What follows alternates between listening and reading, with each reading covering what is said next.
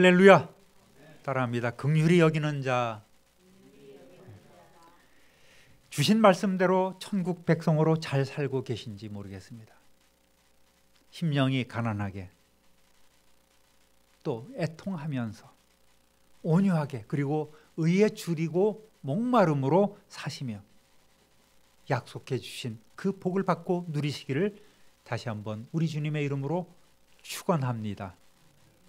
사랑하는 성도 여러분, 하나님은 우리가 지키지도 못할 요구를 하시고 지키지 못한 우리가 더욱 죄책감에 빠지도록 만드시는 분이 결코 아니십니다. 우리가 누굽니까? 바로 하나님의 자녀요, 천국 백성 아니겠습니까? 할렐루야. 하나님께서 다 우리에게 약속대로 기업으로 주실 것입니다. 우리는 믿음만 갖고 하나님 자녀의 삶을 살며 누리면 되는 거예요. 마치 포도나무 가지가 포도나무에 가만히 붙어 있으면 저절로 열매가 맺히지 않겠습니까? 자꾸 우리가 뭘 하려고 바둥바둥 치고 애쓰지 않아도 다 될 때가 있는 것입니다. 하나님께서 성령님을 통하여 우리로 일하게 하시고 우리로 쓰임받도록 다 역사하시는 것입니다. 우리는 그저 믿으면 되는 것입니다. 참 좋으신 하나님은 성령님을 우리에게 보내주셔서 우리로 하여금 기쁘고 즐겁게 지켜주시고 그런 삶을 살 수 있도록 이끌어주시고 하나님의 뜻을 이룰 수 있도록 도와주시는 분이십니다. 할렐루야. 우리가 사는 이 시대는 날이 갈수록 극도로 개인주의적이고 이기적입니다. 무정하고 냉랭해져 갑니다. 욜로족이라고 많이 사람들 입에 회자되고 있습니다. You only live once. 단 한 번만 사는 인생. 뭐 볼 것이 있어? 그저 즐기면 되는 것이지. 미래 대비하지 않고 그저 현재를 즐기며 살려고 하는 인생입니다. 이들은 자식 갖기까지 거부합니다. 생육하고 번성하라는 하나님의 뜻과는 거리가 멀고 하나님을 거슬러 자기가 원하는 대로 사는 시대, 자기 만족만을 추구하는 시대입니다. 대한민국은 세계에서 그 유래를 찾기 힘들 정도로 급성장한 나라입니다. 국내 총생산량인 GDP는 세계 10위권입니다. 작년에는 일본을 제치기까지 했어요. 사회적 약자를 돕기 위해서 복지제도를 확충하고 법과 제도를 바꾸거나 새롭게 만들고 사회 안전망을 구축하려 노력하는데도 불구하고 여전히 각종 사건 사고가 많은 나라입니다. 뭐 K방산, K팝, K자 붙여서 굉장히 좋아들 하는데 그 앞에 K사기도 있고요. K사건, K사고 이런 것도 세계 넘버 원입니다.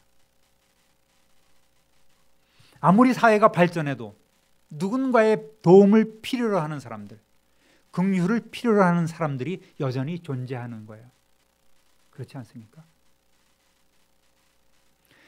그러나 사람들은 이 긍휼이라는 단어를 그저 불쌍한 사람을 돕는 행위로 혹은 긍휼을 하나의 삶의 방식으로 이해하면서 적당한 선에서 끝내는 것이 지혜롭다고 생각합니다.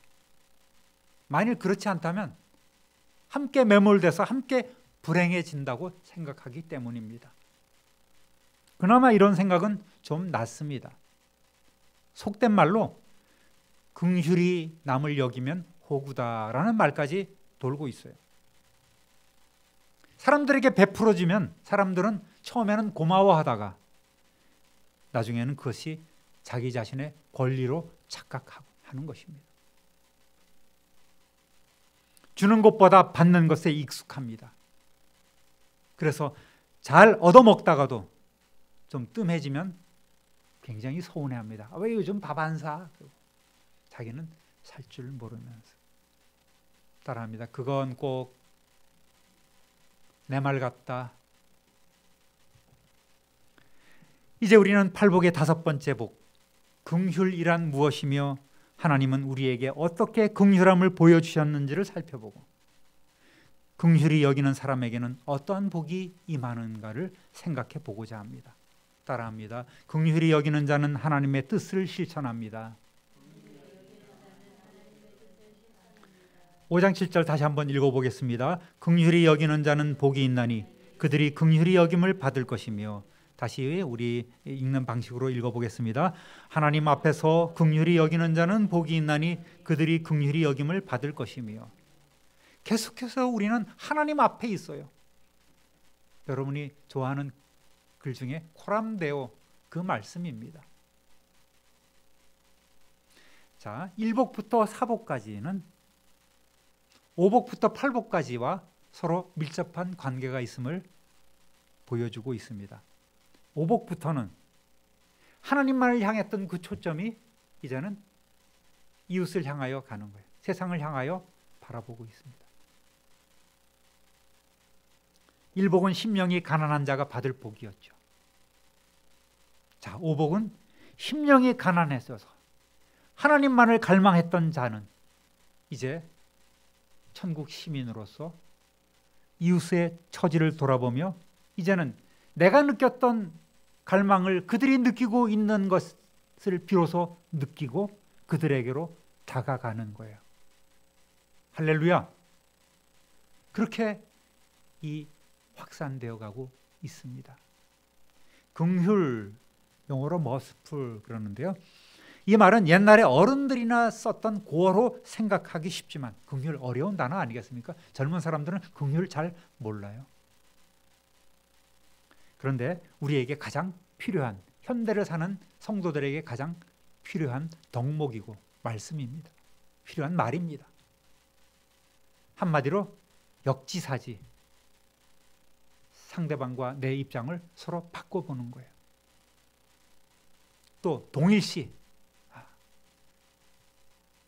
내 아픔을 저 사람도 겪고 있구나, 같은 눈으로 바라보는 것입니다. 이렇게 보시면 이 긍휼이라는 단어가 좀 이해가 됩니다. 원어로 엘레오스라고 하는데요, 슬픔, 인자, 사랑, 자비, 제일 많이는 자비라고 이렇게 표현이 되어 있습니다. 긍휼, 자비 같은 의미입니다. 긍휼히 여기는 자는 상대방의 처지를 깊이 이해하고 그들의 슬픔을 나의 슬픔으로 느끼고 더 나아가 공감하고 어려움을 타개하기 위해 상대방에게 실제적으로 도움을 주는 사람을 뜻합니다. 권사님이 그런 사람들 아니겠습니까?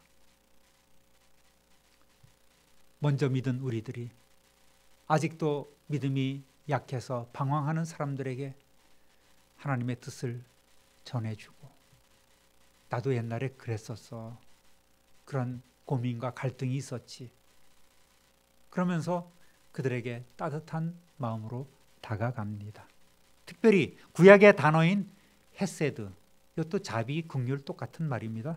사랑과 같은 하나님의 성품으로 하나님께서 우리 인간에게 한량없이 베푸시는 자비하심을 나타내 주고 있는 거예요. 예수님이 의에 줄이고 목마른 자에 대한 말씀에 이어서 긍휼히 여기는 자에 대해서 말씀하신 것은 우리가 살아가는데 의뿐만 아니라 그 의에 긍휼이 더해져야 함을 강조한 것입니다. 하나님의 공의와 하나님의 사랑이 양면으로 서로 공존하지 않습니까? 하나님의 공의만 있다면 사람들은 다 죽어. 사랑만 있다면 세상 개판돼. 그래서 하나님의 공의와 하나님의 사랑이 공존하듯이 마찬가지로 우리의 삶에도 주님이 주시는 의와 판단할 수 있는 그런 분별력이겠죠. 주님의 말씀 아니겠습니까? 이것과 긍휼, 자비가 균형을 이루는 것입니다. 의가 없는 긍휼은 값싼 동정에 불과합니다. 긍휼 없는 의인은 남을 정죄합니다. 긍휼이 없는 의나 의가 없는 긍휼은 하나님이 원치 않으시는 것입니다. 애통은 하나님을 향한 마음이라면 긍휼은 사람들을 향한 마음이라고 볼 수가 있겠습니다. 그래서 앞에 네 가지는 하나님을 향하여, 그리고 우리가 계속 다뤄야 될 말씀은 하나님으로부터 공급받은 그 힘으로, 은혜로 세상을 향하여 나아가는 말씀이 됩니다. 이 긍휼이라는 것은 그러니까 지식적인 것이 아니에요. 바로 실천적입니다. 행동해야 되는 거예요. 고통받는 사람과 함께하기 위해서는 내 물질이나 내 시간, 내 자유, 내 일 등을 희생해야 합니다. 고통당하는 사람에게는 어떤 위로의 말보다도 함께 있어줄 때 큰 위로가 되고 힘이 되지 않겠습니까? 어려울 때 함께하는 사람이 진정한 친구요 동반자인 것입니다. 속담에도 기쁨은 나누면 배가 되고 슬픔은 나누면 반이 된다는 말이 있지 않습니까? 하나님은 천지를 창조하시고 인간을 에덴 동산에 두시고 그와 함께 하셨습니다. 그것은 정말 멋진 야훼 성전이었습니다. 그렇지만 우리 인류 조상 아담과 하와는 하나님처럼 되고자 하는 그 교만함으로, 또 하나님의 뜻대로 하나님의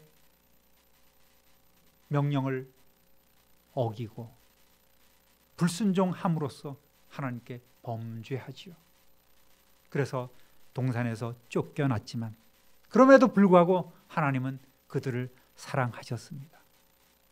회복 불능의 인간에게 하나님께서 특별히 율법을 주신 것은 우리 인간을 구원하고자 하는 하나님의 긍휼하심, 헤세드, 자비하심 때문이었습니다.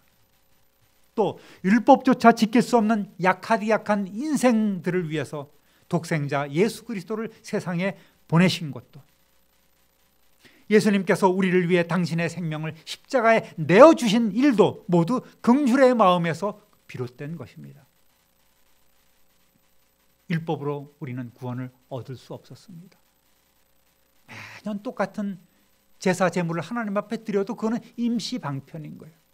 우리는 여전히 죄 가운데 살아갈 수밖에 없는 인생이었지만 예수 그리스도께서 세상에 오심으로 이 모든 죄 문제가 일순간에 다 해결된 것입니다. 바로 하나님의 자비하심, 예수님의 긍휼, 이것 때문이었습니다. 예수님께서 오신 그 당시의 상황을 다시 한번 살펴봅니다. 사람들은 자기 의에 사로잡힌 종교 지도자들, 교권자들, 율법을 마음껏 휘두르면서 세상 백성들을 향하여 너희는 율법도 제대로 지키지 못하고 알지도 못하는 어리석은 자들, 너희는 죄인이다라는 이러한 정죄함으로 인해서 사람들은 정신적으로 억압당했습니다. 요즘 얘기로 그루밍을 당한 거예요. 그래, 우리는 죄인이지, 하나님 앞에 갈 수가 없어. 그러니까 성전주의를 빙빙 돌면서 가슴 치면서 눈물 흘리는 것입니다. 또 로마의 압제로 인해서 육체적인 고통뿐만 아니라 착취를 당하고 극도의 가난에 시달렸습니다. 죄책감에 시달리고 또 현실적으로 가난하고 병든 이들은 제대로 인간적인 대접을 받지 못한 채 살고 있었습니다. 이들은 누군가의 위로와 도움이 필요한 사람들이었습니다. 그러나 어느 누구도 그들을 긍휼히 여기지 않았지요. 하나님은 이러한 사람들을 긍휼히 여기셔서 당신의 때가 이르러 예수 그리스도를 언약대로 세상에 보내셨습니다. 그러니까 예수님은 자비 그 자체이시고 사랑 그 자체이신 거예요. 예수님의 모든 행동은 긍휼에서 비롯되었습니다. 죄인들과 소외된 이들과 함께 하시며 병든 자를 치료하시고 배고픈 자들에게 먹을 것을 주시며 죄에 매여 있는 자들로부터 여러분 그들에게 자유를 선포하시고 그들을 풀어주셨습니다. 모든 억눌림에서 회복시키시고 위로해 주셨습니다. 예수님이 세리와 죄인들과 함께 먹고 마셨을 때 바리새인들이 예수님을 비난했습니다. 이때 예수님은 뭐라고 말씀하셨습니까? 마태복음 9장 13절, 내가 긍휼을 원하고 제사를 원하지 아니하노라 하신 뜻이 무엇인지 배우라. 나는 의인을 부르러 온 것이 아니요 죄인을 부르러 왔노라. 아멘. 너희들 율법대로 제사를 잘 지내는 것 같이, 그러나 이 시대에 정작 필요한 것은 긍휼이란 말이야. 오늘도 하나님께서는 우리에게 긍휼을 원하시고 제사를 원하지 않습니다. 그렇다고 예배를 드리지 말라는 얘기가 아니죠. 이것이 바로 자비의 정신 그 자체인 것입니다. 이처럼 긍휼은 생명을 존중하고 또 생명을 살리고자 하는 마음, 인간이 인간다운 삶을 살아갈 수 있도록 돕고자 하는 하나님의 사랑에서 시작된 마음이 바로 긍휼입니다. 하나님의 형상을 잃어버린 사람들의 영혼을 불쌍히 여기시고 하나님의 형상을 회복하도록 돕고자 끌어오르는 하나님의 마음이 긍휼이란 마음이란 말입니다. 사랑하는 성도 여러분, 그러한 긍휼의 마음을 가지고 있으십니까? 믿지 않는 내 자녀로 인해 눈물 흘리며 하나님 앞에 기도하십니까? 그들을 위하여 내 생명이라도, 그들이 구원을 얻을 수만 있다면 내 생명이라도 바꾸겠다고 하는 그런 간절한 사랑의 마음이 있습니까? 따라합니다. 긍휼히 여기는 자는 긍휼히 여김을 받습니다. 이미 우리는 하나님의 긍휼하심을 입은 사람들입니다. 이미 우리는 천국을 누리고 있습니다. 할렐루야. 예수님은 이 말씀을 통해서 우리가 이웃의 아픔을 함께 나누는 사람이 되기를 원하고 계십니다. 너희는 내게 와서 배우라. 사랑과 자비와 긍휼, 이러한 것들을 배워야 되지 않겠니? 그리고 나가서 그것을 실천하는 것이 내 뜻인 것을 알아야 되지 않겠니? 이렇게 오늘 우리에게 말씀하고 있는 거예요. 하나님의 긍휼하심으로 죄로부터 자유함을 얻어 하나님의 자녀가 된 사람들, 이미 하나님이 주시는 복을 받은 성도들은 이 죄악이 만연한 세상에서 그리스도의 긍휼하심을 나타내야 합니다. 하나님의 자비와 하나님의 사랑이 이렇게 선순환되는 거예요. 하나님께서는 우리에게 긍휼을 베풀어 주셨고 우리는 그 긍휼한 마음으로 세상을 향하여 나가고 또 하나님께서는 그러한 이들에게 또 긍휼을 베풀어 주시고 이러한 선순환이 되는 것입니다. 예수님의 긍휼은 자신의 삶 속에서 몸소 경험하심으로 나왔습니다. 긍휼이 풍성하신 예수님은 지금도 우리와 함께 계시며 당신의 사람들을 끝까지 사랑하시며 챙겨주십니다. 우리를 긍휼히 여기시고 우리를 위해 하나님 보좌 우편에서 기도로 돕고 계십니다. 우리로 하여금 긍휼한 마음을 품게 하고 세상에서 긍휼을 베풀도록 이렇게 성령으로 역사하고 계신단 말입니다. 그렇다고 이 긍휼이라는 것이 무조건 죄를 옹호하거나 그 죄를 묵인하지는 않습니다. 그거는 참 사랑이 아니겠지요. 오히려 성도로 하여금 죄 짓는 이들을 불쌍히 여기면서 예수 이름 권세로 그들을 죄에 빠지게 하는 마귀로부터 자유를 얻도록 성령으로 도와주십니다. 할렐루야. 그래서 우리는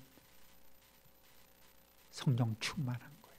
의에 줄이고 목마름으로 모든 갈급함이 주림이 채워진 후에 우리는 여전히 갈급한 세상을 향하여 긍휼된 마음으로 나가는 것입니다. 긍휼히 여김을 받은 우리는 빚을 진 사람 아니겠습니까? 그러니까 우리는 다른 사람에게 긍휼을 베풀지 않으면 하나님의 진노를 면할 길이 없어요. 마태복음 25장 31절에서 46절까지 양과 염소의 비유에서 예수님은 뭐라고 말씀하셨습니까? 내가 줄일 때에 너희가 먹을 것을 주었고 목마를 때에 마시게 하였고 나그네 되었을 때에 영접하였고 헐벗을 때에 옷을 입혔고 병들었을 때에 돌보았고 옥에 갇혔을 때에 와서 보았느니라. 이렇게 말씀하셨을 때 정작 이 일을 행한 사람들은 어리둥절했습니다. 주님, 저는 그런 일을 한 적이 없는데요. 그러니까 예수님은 뭐라고 말씀하셨습니까? 너희가 여기 내 형제 중에 지극히 작은 자 하나에게 한 것이 곧 내게 한 것이니라. 이렇게 말씀해 주셨어요. 이러한 지극히 작은 자에게 베푼 작은 사랑의 조각 하나, 이것까지도 하나님께서는 기억하고 계신단 말입니다. 그것까지도 보상해 주는 거예요. 복이 바로 보상입니다, 여러분. 이 말씀은 이들이 뭐 특별한 이벤트나 프로그램으로 무슨 이웃사랑 돕기, 수해 만난 사람 불이웃 돕기, 이런 이벤트로 한 것이 아니라 평소 긍휼히 여기는 마음으로 고통당하는 이들에게 관심을 갖고 작은 도움을 준 것이, 그런 것이 그들의 일상이었기 때문에 자신들의 긍휼한 삶을 특별히 기억할 이유가 없었습니다. 왜? 그냥 성도의 삶은 베푸는 삶이니까 그렇게 살아온 거예요. 내가 언제 누구에게 뭐 해줬고 뭐 해줬고, 내가 누구에게 어떤 것을 줬고 뭐 음식을 사줬고, 일일이 기억하지 않습니다. 그냥 잃어버리는 거예요. 삶이 그렇기 때문에 그렇습니다. 이들은 긍휼히 여김을 받고 이 다음에 큰 보상을 받는 거예요. 그렇게 약속을 해 주셨습니다. 그런데 또 다른 무리가 있었어요. 염소의 무리에게는 뭐라고 얘기했습니까? 마귀와 그 사자들을 위하여 예비된 영원한 불에 들어가라. 이들이 심판을 받게 된 이유는 자신들이 주님이 원하시는 선을 다 행했다고 생각하지만 주님께서 그것을 인정하지 않았기 때문입니다. 이러한 행위는 긍휼함이 없는 형식적인 섬김이었습니다. 대표적으로 바리새인들이 그렇지 않습니까? 구제하라 그러니까 성문 어귀에 사람들 많이 모이는 시장통 이런 데서 뚜뚜뚜 나팔을 붑니다. 사람들의 관심을 얻고, 자, 없는 사람 오시오 하고 오면 먹을 것 입을 것을 나누어 줍니다. 선한 일을 하는 거예요. 얼마나 과시합니까?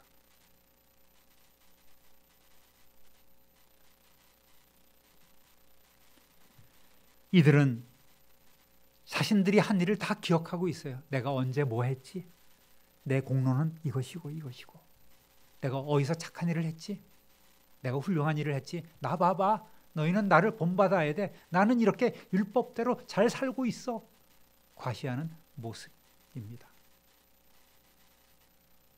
참된 긍휼이 아니라 오히려 하나님께 책망을 받는 행위란 말입니다. 야고보서 2장 13절 읽어봅니다. 긍휼을 행하지 아니하는 자에게는 긍휼 없는 심판이 있으리라. 긍휼은 심판을 이기고 자랑하느니라. 아멘. 무슨 얘기입니까? 하나님의 심판은 자비를 베풀지 않는 사람에게는 무자비하지만 남에게 베푼 그 자비는 결국 심판을 이긴다. 그 얘기입니다. 사랑하심이 모든 두려움을 쫓아내듯 이웃에게 베푼 자비는 하나님 앞에 우리의 모든 죄를 덮어줍니다. 심판을 이기는 거예요. 하나님께서는 어려운 이웃이 도움을 요청하면 아끼지 말고 넉넉히 주라고 말씀하십니다. 그러면 우리가 하는 모든 일과 우리의 손이 닿는 모든 곳에 복을 주실 것입니다. 그렇다고 베푸는 사람이 아까 말씀대로 호구가 돼서는 안 될 것입니다. 그러한 지혜를 하나님께서는 성령을 통해서 분명히 주십니다. 쓸 때 쓸 줄 아는 그러한 성도, 드릴 때 드릴 줄 아는 성도. 할렐루야! 이러한 삶을 우리가 살아가는 것입니다. 하나님의 나라는 긍휼로 점점 확장되어 갑니다. 그것이 오늘 주신 하나님 말씀의 의미입니다. 유다서 1장 21절 읽어보겠습니다.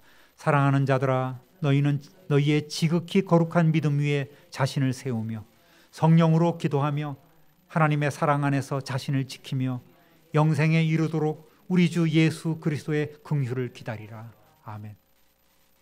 이미 우리는 보상으로 긍휼 받고 또 긍휼히 여김을 받는 복을 누리고 있지만 우리는 세상을 향하여 또 긍휼을 베푸는 마음으로 다가갑니다. 그러한 사람에게 또 하나님께서는 주 예수 그리스도의 긍휼을 기다리라 이렇게 명령하고 있습니다.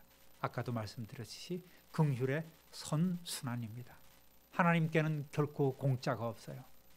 하나님은 우리에게 정말 푸짐하게 좋은 것들로 풍성히 채워 주실 줄로 믿습니다. 이제부터 하나님의 심장으로, 예수 그리스도의 심장으로 이웃을 긍휼히 여기고 약속해 주신 궁극적인 하나님의 긍휼하심을 힘입고 받아 누리면서 영생을 얻는 저와 여러분 되시기를 우리 구주 예수 그리스도의 이름으로 축원합니다. 축원합니다. 축원합니다. 존귀하신